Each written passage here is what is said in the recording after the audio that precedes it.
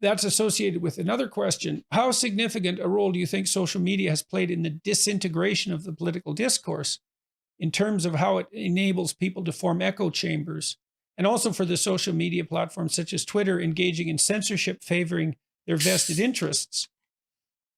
Well, social media, I think, has played a bigger role in broadening the political discourse and bringing it to a much broader and bringing it to a much wider audience and changing the way that political discussion takes place. And YouTube in particular and podcasts, and I think that's all to the good. Political discussion no longer comes in the form of discourse generated from on high. It's become democratized. And I think that's better. It looks to me like it's better. I think the new media forms allow for deeper and more precise truths. There's no bandwidth limitation. You can expand on ideas indefinitely. You can allow the conversation to go where it will. You're rewarded for honest, engaging conversation. There's no administrative or bureaucratic intermediation.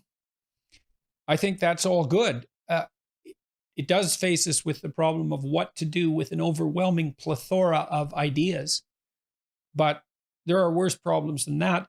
I don't think there's any evidence that social media has actually produced increased tendency for people to exist in silos. I know that's a popular conceit, but the research that I've looked at suggests that it's not really the case, that people are not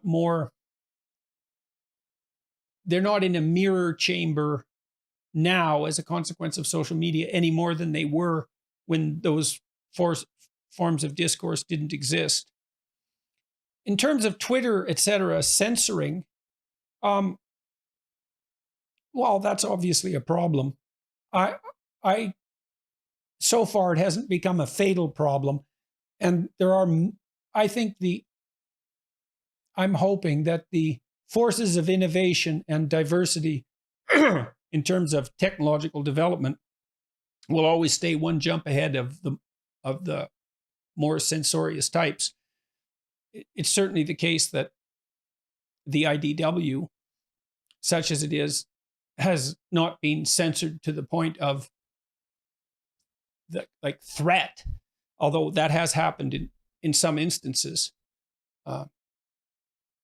And I'm not trying to make light of that. I know it's an important problem, but I don't see that it's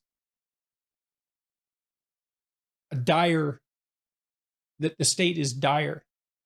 Or more that I don't see that it's irreversible. I think that this opportunity for free dialogue that the long form platforms like YouTube and podcasts allow is a very powerful counterforce to whatever sensorial tendencies might exist. Can I see a way forward from this that is positive? Sure. I hope that people, and I'm trying to outline that, I hope that people take responsibility at the individual level, that they do what they can to orient themselves so that they're working for the betterment of things consciously, and note their counter tendencies. Like, I understand that because life is so difficult, it's easy to become bitter and cynical and to work to make things better, and to find yourself facing something within that's compelling you to do precisely that. It's part of the eternal battle between good and evil that goes on in the human soul. It's not trivial, but you can attempt consciously to orient yourself to the good and to tell the truth, and use social media to facilitate that. And insofar as we're all doing that, things are going to be better rather than worse. I mean, I see quite frequently on the comments section on my YouTube channel, when there's a particularly positive discussion. I had one with Akira the Dawn recently that was marked for this, and also with Chris Williamson, and most of the others with Russell Brand. This happens to after virtually all the conversations I have with people, by the way, but those three particularly, the comments, and there's thousands and thousands of them, are all incredibly positive. Even in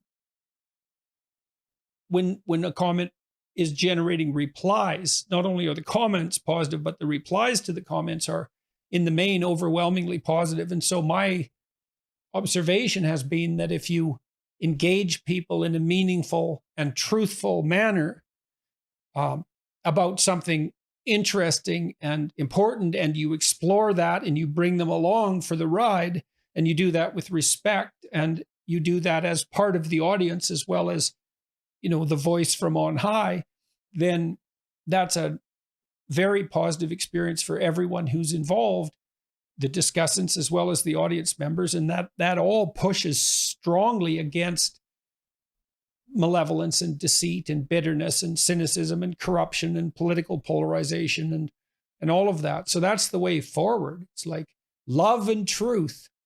That's the way forward. Meaning, the pursuit of meaning.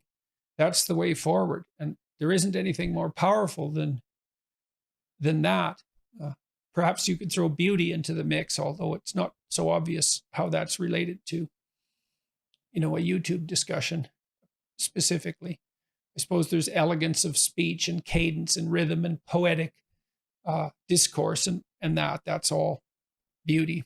So yes, there's definitely a way forward. Be a good person. That's the way forward. Be the best person you can. That's the way forward. Everyone knows that. Everyone knows that.